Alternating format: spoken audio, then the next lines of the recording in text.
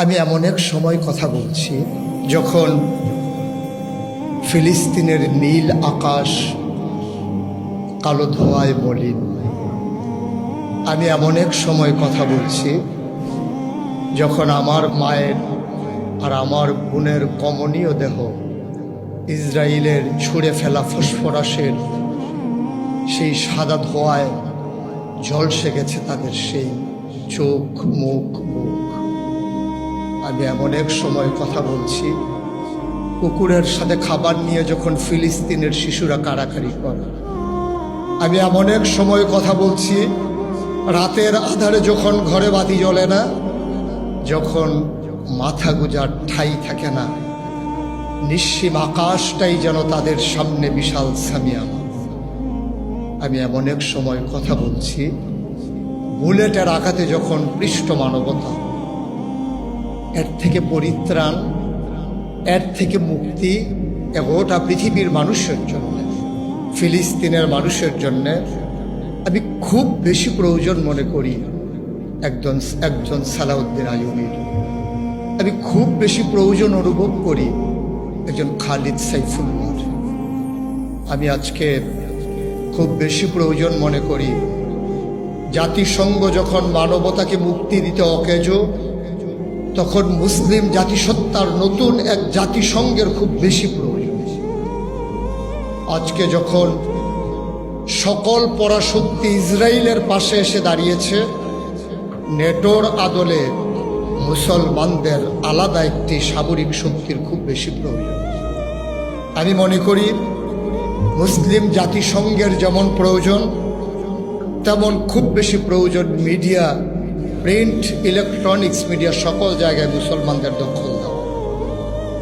আলেম আজকে শুধু মসজিদের খুতবা দেবে না, আলেম শুধু তার পাঠ্যক্রম আর সেই দার্স দেওয়ার মাঝেই নিজের যোগ্যতাকে সীমাবদ্ধ রাখবে না। আজকে কলম ধরতে হবে সাংবাদিকতার জগতে। আমি আজকে আপনাদের কাছে বিনয়ের সাথে আমার মিনতি যে আসুন সবাই মিলে এক একজন সাংবাদিক হয়ে যায়, এক একজন জাতির বিবেক হয়ে যায়। এর জন্য আলাদা কোনো ইনস্টিটিউশনের প্রয়োজন নেই, এর জন্য আলাদা সময় বের করার কোনো দরকার নেই। আপনি লেখালেখি করুন, আমাদের সবার মাঝে একটা সাংবাদিক মানুষ তৈরি করা খুব বেশি প্রয়োজন। কারণ আজকে গোটা বিশ্ব নিয়ন্ত্রণ করছে সাংবাদিকের সেই কলম। সুতরাং গোটা বিশ্বের মানবতাকে তুলে ধরার জন্যে সাংবাদিকের সেই কলমের খুব বেশি প্রয়োজন। কি অপরাধ ছিল আমার মুসলিম ভাই বোনের, কি অপরাধ ছিল আজকে ফিলিস্তিনের মানুষের। তাদের একটাই অপরাধ, সূরা বুরুজের ভিতরে আল্লাহ যেমন করে চিত্রিত করেছেন, ওয়ামা নাকামু মিনহুম ইল্লা আইয়ুমিনু বিল্লাহিল আজিজিল হামিদ। অপরাধ ছাড়া কোনো অপরাধ ছিল না। যে অপরাধে অপরাধী ছিলেন আব্দুর রহমান ইবনে আউফ, তিনি যখন মক্কা ছেড়ে মদিনায় হিজরত করলেন, সুন্দর সুঠাম দেহের মানুষটির চোখগুলো চলে গিয়েছিল গর্তে, তার চুল আর দাড়িগুলো ছিল উস্কো খুস্কো। তিনি খিদার জ্বালায় তিনি ছটফট করছিলেন, ধুলামাখা শরীর তার।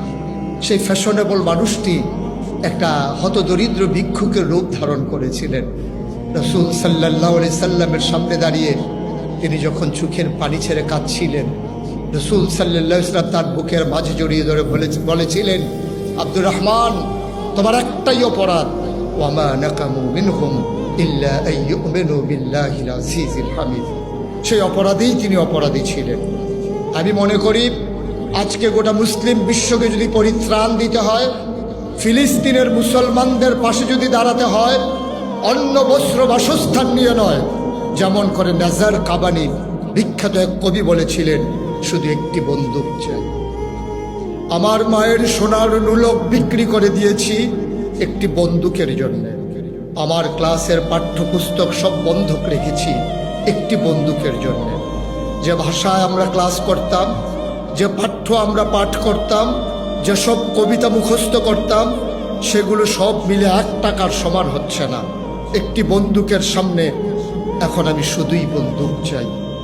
তোমাদের সাথে আমাকেও নিয়ে চলো ফিলিস্তিনে, নিয়ে চলো আমার রবের কাছে।